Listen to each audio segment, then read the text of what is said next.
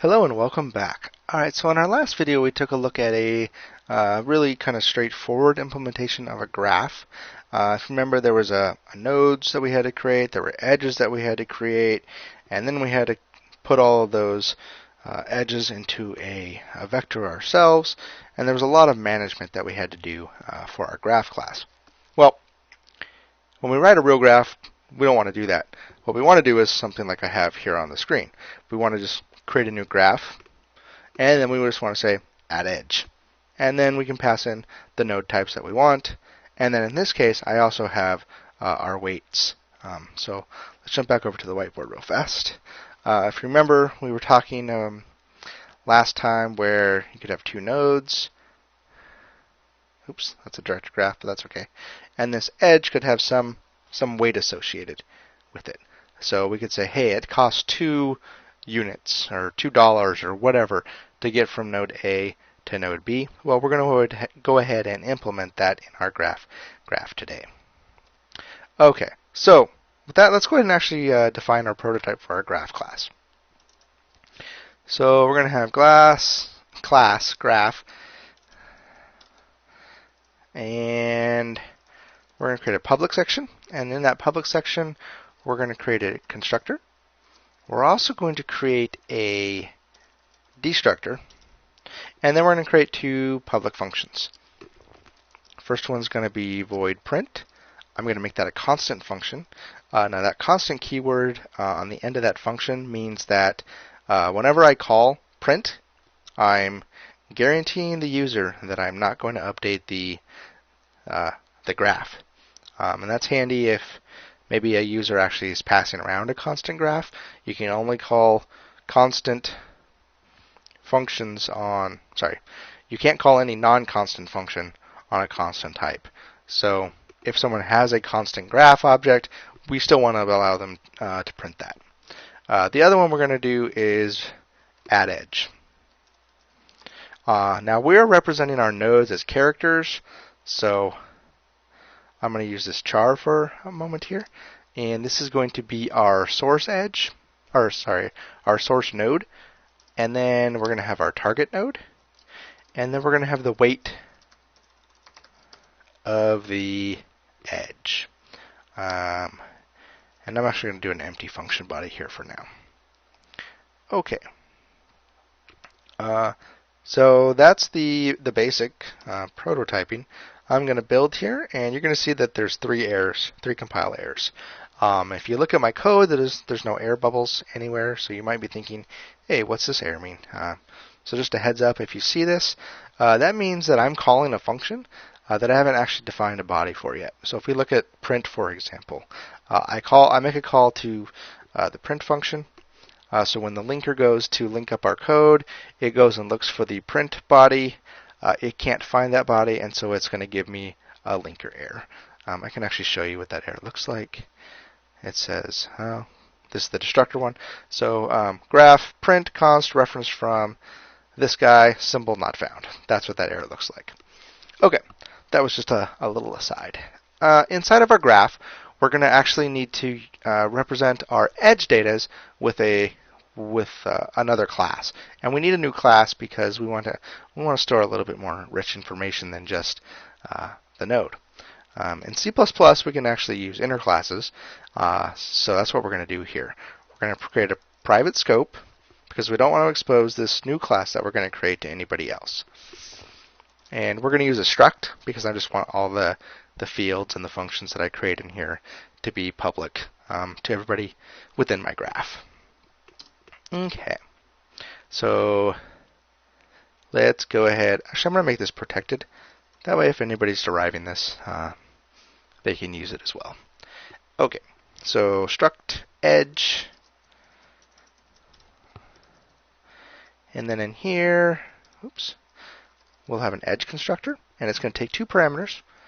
It's going to take the node, t, we'll call it t for target, and int w for width, and we'll just do an empty body for now. And we also want 2 fields on this class. We're going to have char target, and the weight. Now, let's jump over to the whiteboard and show what I'm actually doing here. Alright, so the goal is that we're going to have what we call an adjacency list.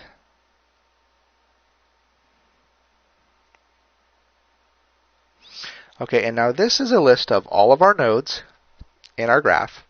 So in this case, we'll have A and B, and the associated edges for that node. So if we look at A to B here, that associated edge is this guy right here. And so this is the data that we want to store. We want to store this weight in the target node. So if we have this node, all of its associations are B with a cost of 2, and that's it.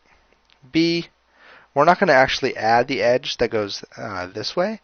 In some cases, we'll actually want to or need to, but for our example and for what we're doing with this graph, we don't need to do that. It's already kind of implied that A can go to B, and so B can go to A, the way we're setting up our graph. If we had a graph like this, A, B, C, and let's say 1, 2, this adjacency list would look like this. We'd have A, then we'd have B, 1, comma, C, 2. Then we'd have B, which goes nowhere, and C, that goes nowhere. Okay. So to accomplish this, we're actually going to use a new data type, and this new data type in C++ is called a map.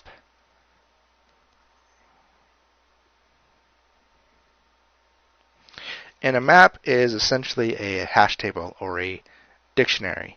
If you're familiar with C#, both of those types already exist. Typically it's called the dictionary in C#.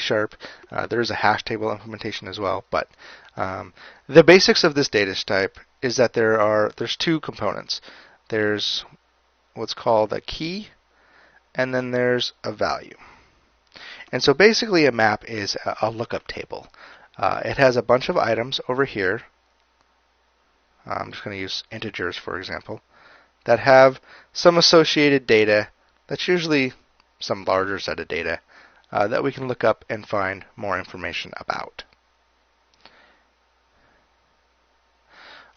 So these keys are kind of lightweight objects, usually. They don't have to be, but usually they're lightweight objects. It allows us to look up information quickly. A map is supposed to be constant time lookup.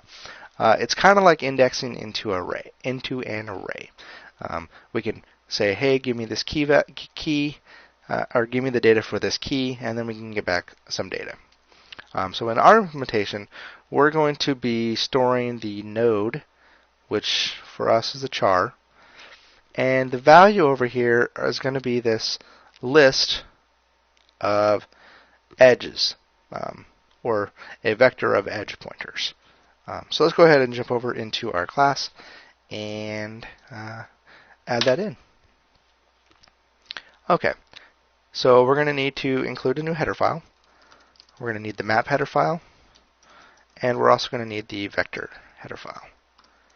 Okay, perfect. So in here, I'm going to create another protected scope. I don't have to. It's already there and listed, but so let's go ahead and create our map. So we do standard scope operator map. It's a templated class as well, so we're going to use the less than greater than arrows. The key value, like I said, is a char, and the data that it's going to be associated with is going to be a vector of edge pointers. And now you need this space right here. If you do not have this space, you will most likely get a really cryptic compiler error. And I'll show you what I mean. So that's our standard map adjacency list.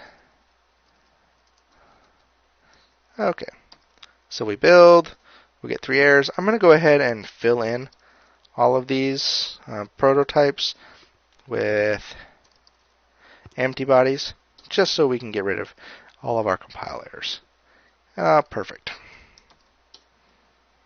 So this is that compile error that I wanted to show you. If you got rid of that space, you're going to see this variable type that you're defining here is going to say, hey, it's not declared in this scope.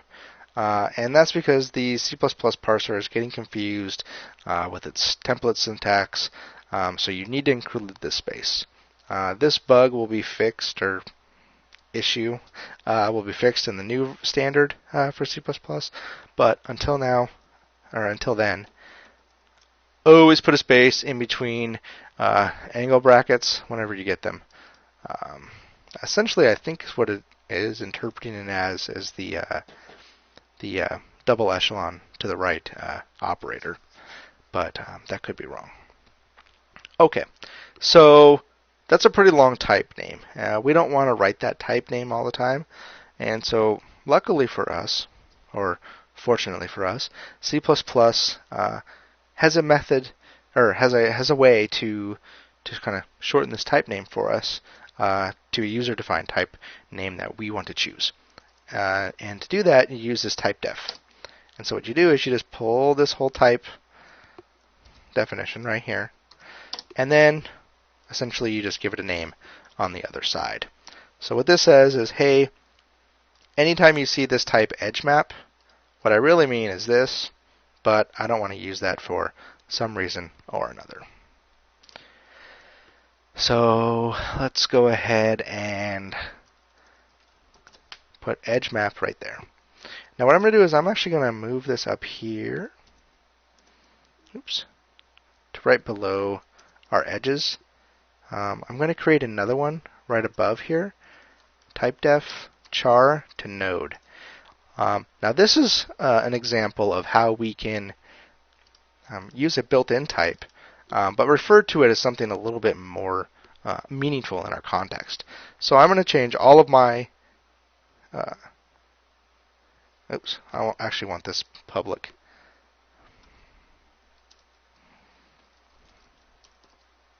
Okay, I'm going to go ahead and change all of my definitions here to be that. So char node, node, and then down here I can do the same thing. And so this is why I wanted to make it public, because it's going to actually be exposed as a public API. If I were to drop this down, I think I should get an error. Oh, it did let me do that. That's okay. We'll leave it there for good measure. What I was expecting was that a node wouldn't be looked up, but since it's just a char, it can still find that type. Okay, erase that side note. So we have our basic layout of our classes. We have our edge map. We have our print functions. Everything is building and succeeding. And so in the next video, we're going to go ahead and take a look at the implementation for our addEdge function and our print function.